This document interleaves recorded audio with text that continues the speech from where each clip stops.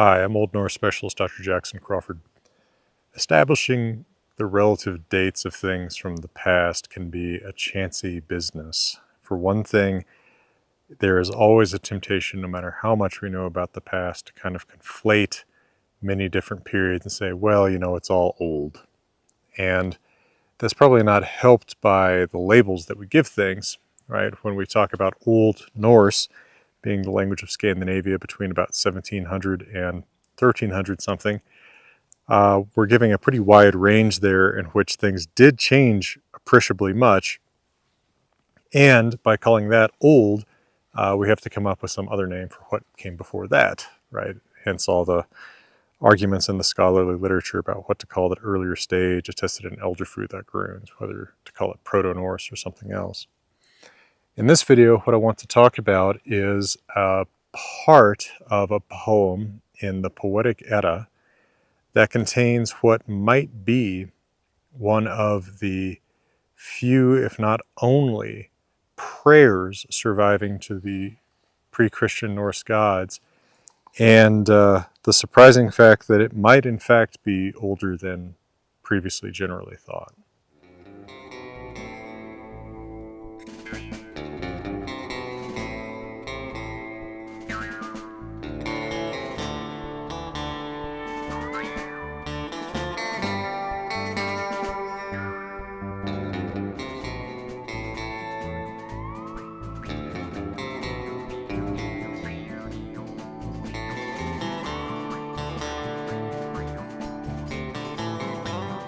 Now, for several decades, influential scholars have favored looking at the poems in the Poetic Edda as, by default, not much older, if older at all, than the documents in which they're written down in the 1200s.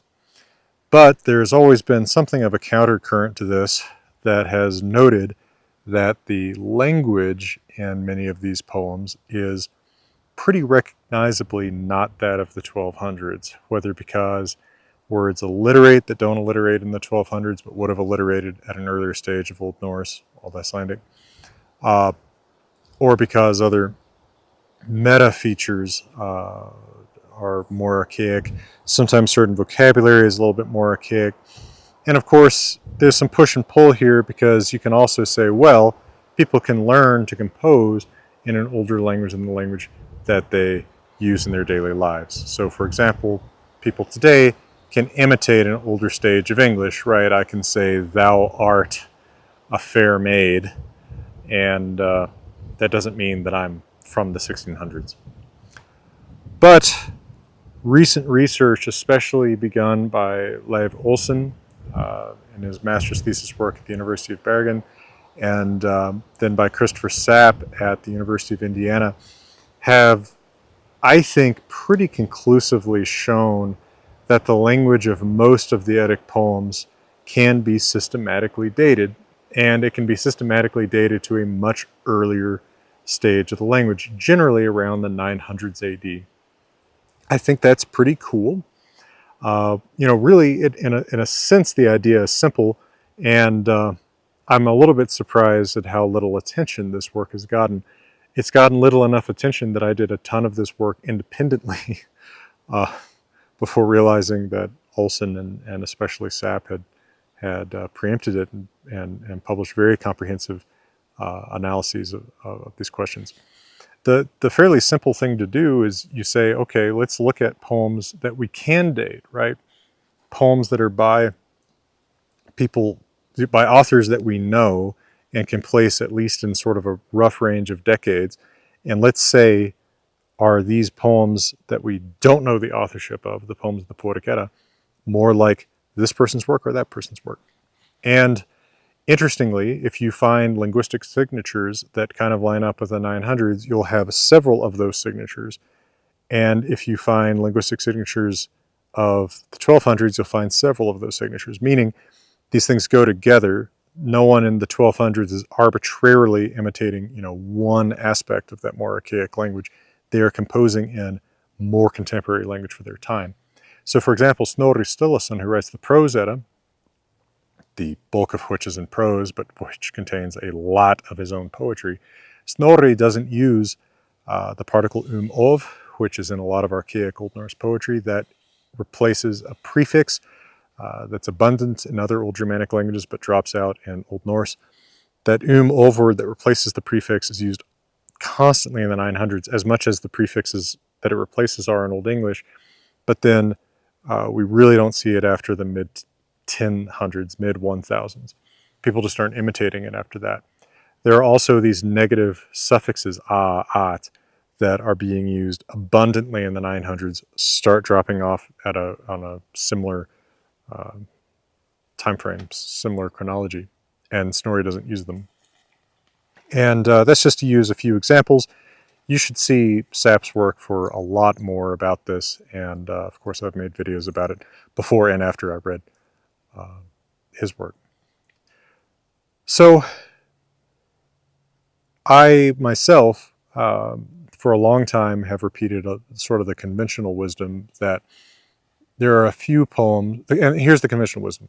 The conventional wisdom of the 20th century is a few poems are probably pre-Christian.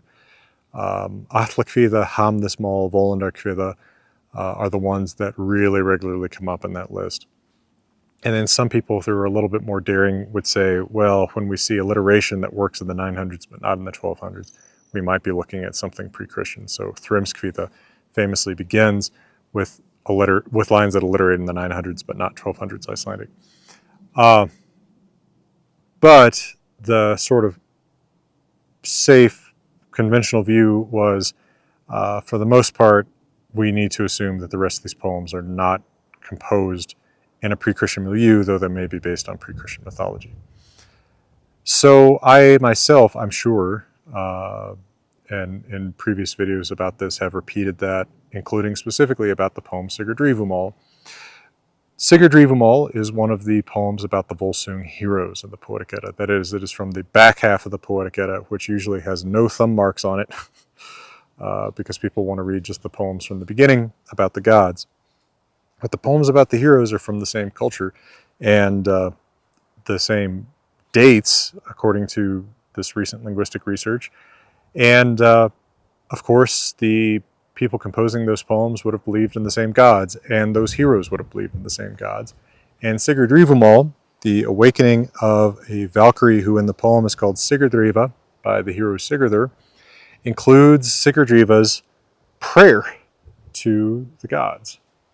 Now, previously, I've generally looked at this as something fanciful, composed by probably a Christian poet thinking about what a pre-Christian might have said. But given that the linguistic date of Sigurdrífumál seems to be in the 900s, I think there's good reason to think that this could legitimately be a pre-Christian, call it a prayer, call it an invocation, use whatever word you want, but pre-Christian language. And it is phrased in a way that doesn't seem like how Christians talk to God. So let's take a look at this in a moment. Hey folks, we'll be back to your regular presentation in a moment, but right now I'm here at Grimfrost World Headquarters Longhouse with Johan Hegg, and I just want to remind you that if you have Viking needs, you have a Viking supplier. Grimfrost really cares about getting things right. And if you need replica, well, anything, right? Shields, helmets, weapons, board games, cool t-shirts, hats, all sorts of accessories like that. You can get them at grimfrost.com together with my books, and they ship just about anywhere in the world. So check them out. It does help support the channel. All right, here in my notes in my Wanderer's Journal, available wherever books are sold, I think.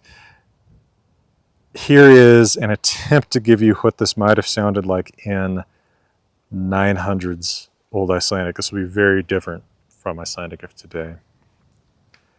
Heil dagar, heilir dagsunnir, heil not og nipt. Óreiðum augum, lítið okkur þinnig, og gefið sittjóndum sigur. Heilir æsir, heilar ósinjor, heil sjá in fjölnýta fold. Mól och manvits gefið okkur merum tveim, och læknis hendur meðan livum. Now, in my translation in the second edition of the Poetic Edda, which will appear publicly available in mid-September 2025, I believe, this goes, Hail the day, hail the sons of day, hail to night and her sister. Look on the two of us here with friendly eyes and give us victory. Hail the Aesir, hail the goddesses, hail the hospitable earth. Give the two of us eloquent speech and wisdom, and healing hands while we live. So let's begin with something that I think is kind of a curious notion for talking to gods that doesn't strike me as something that would occur to a Christian, an early Christian or a later one, which is saying basically gods be healthy, right? Heilir Asir, hail the Asir. That word hail, it's hail in Old Norse and it's hail in English. This is one of those cognates that oddly enough actually works out to sound pretty much the same in the two languages. This is related to the English word health. It's related to the English word whole. It's related to the English word heal. The reason why this is a greeting in many languages, hail or be healthy, salve in Latin, or, kind of a derived greeting in English, hello, which I believe is hail plus the French lo, like health you there, health that one there. The reason this is a greeting is because it's just a nice thing to wish upon someone, right? Ancient and medieval cultures, and to a lesser, but I think appreciable extent still modern cultures, often think that what you say can have repercussions in the real world, right? You can literally curse someone by just saying, may something bad happen to you. And you can literally bless someone by saying, may there be good for you. May you be healthy. May you be happy. So we sort of forget this oftentimes in modern languages, right? When we say hello, no one thinks actively about that having anything to do with words like heal and healthy. But I think it's fairly safe to say that in the Viking Age and in medieval times in Icelandic, we can see that this word still means pretty literally healthy. In fact, I think Icelanders are still pretty conscious of the literal meaning of this, given that it is a greeting in Icelandic, heill to a man, hail to a woman. It's also combined with other words, sæll og heill, be happy and healthy. But it's also just the conventional adjective healthy. And we see it used abundantly both ways in Old Icelandic texts. So I think it's pretty safe to say that they are still thinking of it as a literal wish for one to be healthy and not just as an empty, high. So I think that there's something pretty interesting about wishing that the gods be healthy and well, right? This is an address to gods who are not necessarily always on top of the cosmic the cosmic conflict, right? The gods have enemies. We know that they'll eventually die at Ragnarok, which is even mentioned in Sigurdrífumál, slightly obliquely, but we have always hanging over us the threat that the gods will die. And I think that that's, maybe something that wouldn't necessarily occur to a Viking Age or medieval Christian speaking Old Norse or a related language. To wish, that Christ be well or be healthy seems to sort of deny his omnipotence. Christ or God the Father, addressing the Christian God that way seems odd to me. And, now that I look at it, I suppose that had never occurred to me before because I just thought, by default, the safe thing, the conventional thing to say is that these are not older than Christianity unless something bangs us on the head and says they are. There are some other, I think, unusual things here. I don't know who Knight's sister is. Nift, the word that's used there to mean sister, is not a common word. In fact, I'm translating it sister because Snorri in the Prose Edda says it means sister. So even to him, it's an archaic word. And we don't find it in Old Norse prose. We just find it in poetry. She says, look. So let me go through this really, really literally. It's not very different from the Paulus translation, but just to make sure that I'm kind of covering all the verbiage here. Hail day, hail day's sons, hail night and sister, presumably her sister, whoever that would be. Look at us two, litit okker, this way, thinnig, that way. Thinnig is also a very poetic word. You never see it in prose. In poetry, it seems to alternate actually between being like that way over there and this way. Here it seems to be more like this way. It's from Than Veg, that way, the given way. So look at the two of us this way with unangry eyes. I say friendly eyes in the Paulus translation because unangry sounds a little odd in English. And give the sitters victory. The sitters are the two of them, so I say give us victory in the Paulus translation.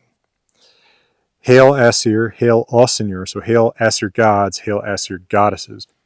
Now, saying Asir does not exclude the goddesses, right? It is a masculine word, but that is the word for the Asir gods, the principal family of the Norse gods, which also generally includes the Vanir, too, unless we're talking about a context where the distinction matters. But actually specifying the Olsenjor in the next line seems to draw a special attention to the Olsenjor, to the goddesses. I think that's interesting because it turns out that if you look at all of these linguistic criteria, some of the poems that wind up looking like the oldest have very prominent female roles, whether among human beings or among goddesses. I mean, Gudrunarkr the One, which is all about women mourning, Aldrunargrátur, which is about a woman helping another woman give birth and invoking Frigg and Freya, are actually the woman who she helps invokes Frigg and Freya to bless the woman who helps her. Those are very old poems by our new linguistic analysis. Check them out in the second half, that you might not have thumbed through before, of the revised second edition of the Poetic Edda. I did a lot of work on these heroic poems in addition to the poems about the gods. So I think that, potentially, and then also there's the figure of the vulva who figures in so many of these old poems, right? Völuspá, Baldur's Draumar, two poems that have some very, very archaic material too. So I wonder if that extra attention to saying, and the goddesses too, I wonder if that really is a very old feature. Sometimes I think I'm mistaken for having the intent of being a spoil sport by saying, well, we don't know the names of that many goddesses in Norse myth, and we don't know that many stories about them. True as that is, that's just an observation about our surviving sources. It seems like there is a serious importance to goddesses and everyday human women in some of the oldest poems. So she says, hail the Asir, hail the goddesses, Asir goddesses, if you want to split that hair. Hail this, the, would be a very literal way of putting this, much useful, much enjoyed earth. So hospitable earth, the earth that gives us use and enjoyment. The njuta, and that is related to like Swedish njuta.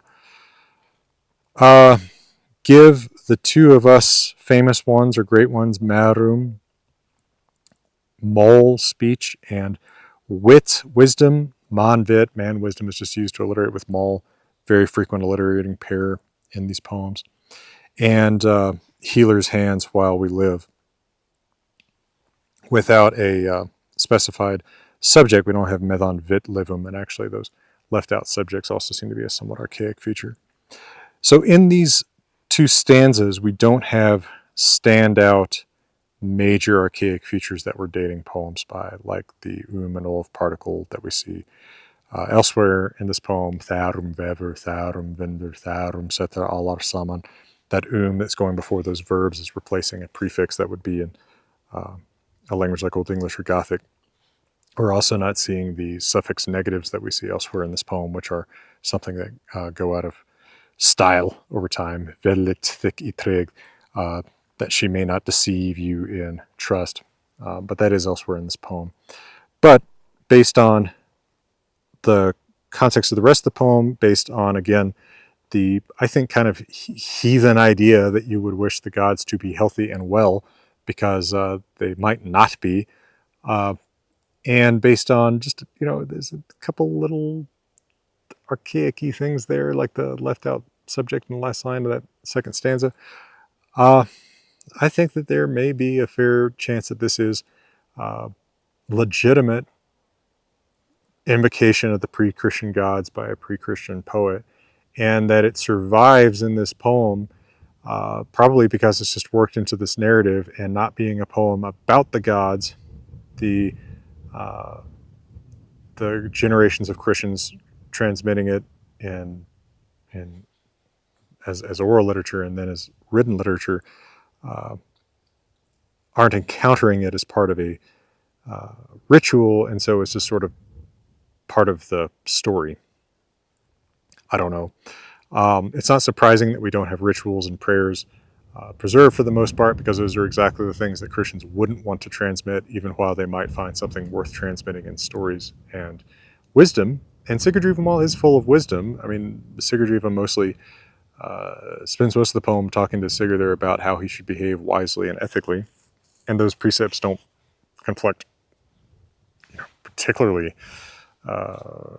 strongly with Christianity, especially for the Iceland of the first centuries of Christianity, where, it's not like the culture changed overnight. They're still Vikings. They're just Vikings who pray to Christ. And so, I can change my mind about things. And I think that it's important to be able to do that, to say that even if, it's sometimes I think there's this notion among scholars that to say that something is, rad is less safe than to say that it's not rad. But it's kind of rad to think that this is actually a pre-Christian prayer, right? That is more rad than saying that it is a Christian trying to come up with what a pre-Christian prayer would sound like. And therefore it's sort of something that I think in the culture of humanities scholarship is a position that is more likely to be attacked just for that. But I think there's very, very solid ground for this new linguistic dating of the poems.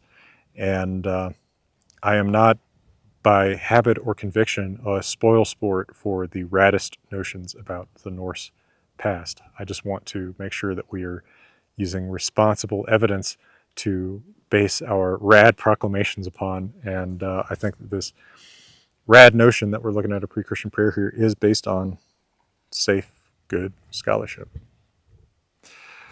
Well, I hope that that's been interesting or useful to you one way or the other. And from beautiful Colorado, thank you, Patreon. Thanks to those checking out the second edition of the Poetic Edda. I think you'll find it worthwhile. Every car maker on the planet changes every model, every car every year, trying to improve it. Whether or not we think those are improvements, oftentimes they are. And this was a chance to upgrade the model of my translation 10 years on, and there was a lot to do. It doesn't mean that you can't drive that 2015 model satisfyingly, but I think that you'll be happy if you check out the 2025 model. It's also a much more beautiful book, full of art by me, surprisingly, and by Liz Wilson at Hackett Publishing. So give it a try, and it includes some more translations too, and a lot of information in the introduction, both of the whole book and individual poems about this new scientific linguistic dating. All right. Thanks, folks. From beautiful Colorado, I'm wishing you all the best.